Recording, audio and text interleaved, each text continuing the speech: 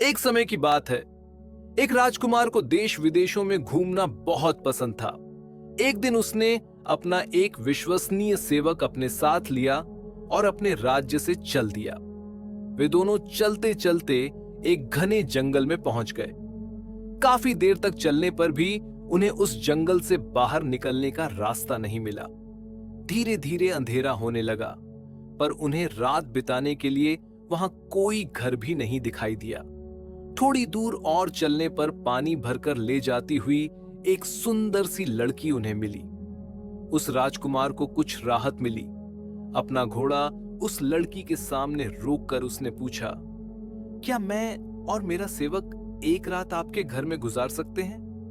लड़की ने बड़ी मायूसी से जवाब दिया, हाँ, आप लोग यहां रात गुजार सकते हैं, पर मैं आपको इसकी सलाह नहीं दूंगी कि आप इस घर के अंदर जाएं। राजकुमार ने पूछा, ऐसी कौन सी बात है जो आप मुझे इस घर में जाने से रोक रही हैं? लड़की ने एक गहरी सांस ली और बोली, मेरी सौतेली माँ रात में कुछ जादू का काम करती है। उसे यह पसंद नहीं है कि कोई अजनबी रात्रि के समय उसके घर में आए। राजकुमार को लगा कि वह सचमुच एक जादूगरनी के घर पहुंच गया है, पर रात के अंधेरे में उस घने जंगल में किसी और जगह ठहरना भी खतरे से खाली नहीं था।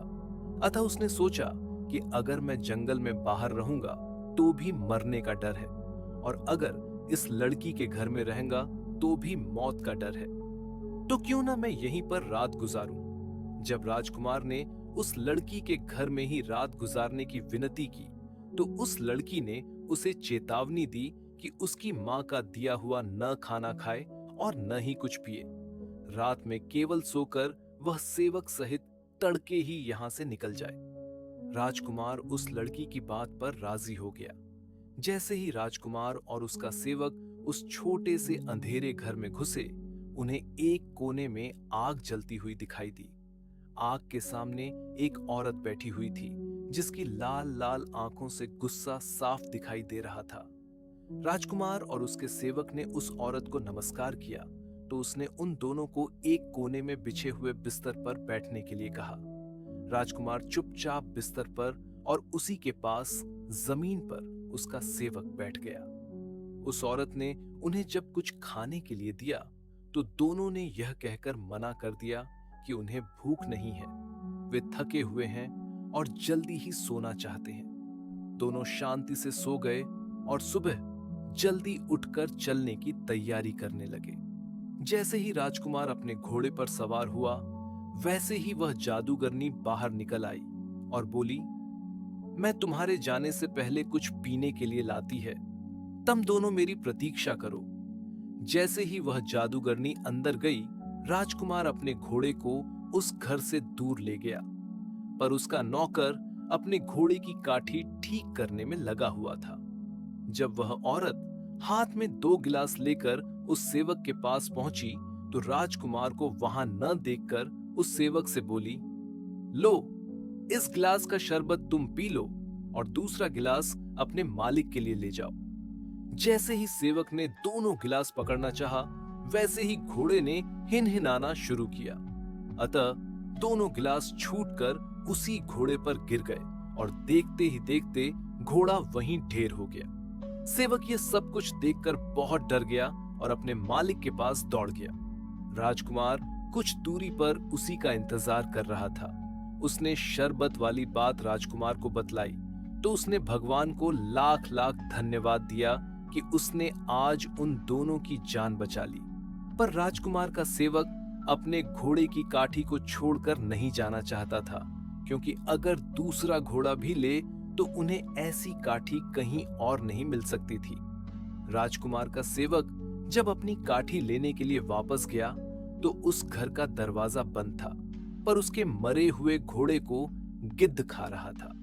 सेवक ने अपनी तलवार से उस गिद्ध को मार दिया। काठी और मरा हुआ गिद्ध लेकर वह राजकुमार के पास पहुंच गया। अब दोनों एक ही घोड़े पर चलकर जंगल से बाहर जाने का रास्ता ढूंढने लगे। चलते चलते रात होने लगी, तो उन्हें एक घर से कुछ रोशनी आती हुई दिखाई दी। जब वे दोनों उस घर के सामने पहुंचे, तो उन्हें पता लगा कि जंगल के आखिरी कोने पर एक सराय थी। सेवक ने यह गिद्ध उस सराय के मालिक को पकाने के लिए दिया। उसी समय उस सराय में 12 डाकुओं का एक दल खाना खाने के लिए आया तो सराय के मालिक ने उसी गिद्ध का सूप तैयार करके उन्हें पेश किया और थोड़ा सा अपने लिए भी रख लिया। डाकुओं ने जैसे ही यह सूप पिया, सभी वहीं पर लुढ़क गए और रसोई में सराय का मालिक भी। सराय के मालिक की बेटी वहां पर जीवित बची थी। उसने डाकुओं द्वारा लूटा हुआ धन इन दोनों को अपने साथ ले जाने के लिए कहा, पर राजकुमार बोला, ये सारा खजाना तुम अपने पास रखो, हमें इसकी जरूरत नहीं है। और सुबह होने से पहले ही दोनों उस सराय से निकल पड़े। चलते चलते उन्हें उस जंगल से बाहर निकलने का रास्ता मिल गया। कई दिनों तक चलने के बाद वे एक ऐसी नगरी में पहुंचे जहां की राजकुमारी ने ऐलान करवा रखा था कि कोई उससे ऐसी पहेली पूछे जिसका हल वह न ढूंढ सके तो वह उस पहेली पूछने वाले को ही अपना पति बनाएगी, और अगर उसने उस पहेली का हल ढूंढ लिया तो उस पहेली पूछने वाले को मौत को गले लगाना होगा। इस राजकुमारी से शादी करने के लालच में कई नौजवानों को अपनी जान से हाथ धोना पड़ा था। इस राजकुमार ने भी जब लोगों से उस राजकुमारी की सुंदरता के बारे में सुना तो उसने भी उससे एक पहेली पूछने की सोची। उसने राजमहल जाकर अपनी इच्छा व्यक्त की। राजकुमारी उसकी पहेली का उत्तर देने के लिए तुरंत तैयार हो गई। उस राजकुमार की पहेली थी, वह कौन सी चीज है जिसने एक को भी नहीं मारा फिर भी 12 को मार दिया। राजकुमारी ऐसी पहेली सुनकर बहुत परेशान हो गई। उसने अपनी सारी किताबें पढ़ डाली पर उसे उस पहेली का जवाब नहीं मिला। राजकुमार ने उसे इस पहेली का उत्तर ढूंढने के लिए 3 दिन का समय दिया था। अगली रात उसने अपनी विश्वसनीय सेविका को चुपचाप उस राजकुमार के कमरे में भेजा कि कहीं सोते सोते नींद में वह राजकुमार खुद ही इस पहेली का उत्तर दे दे।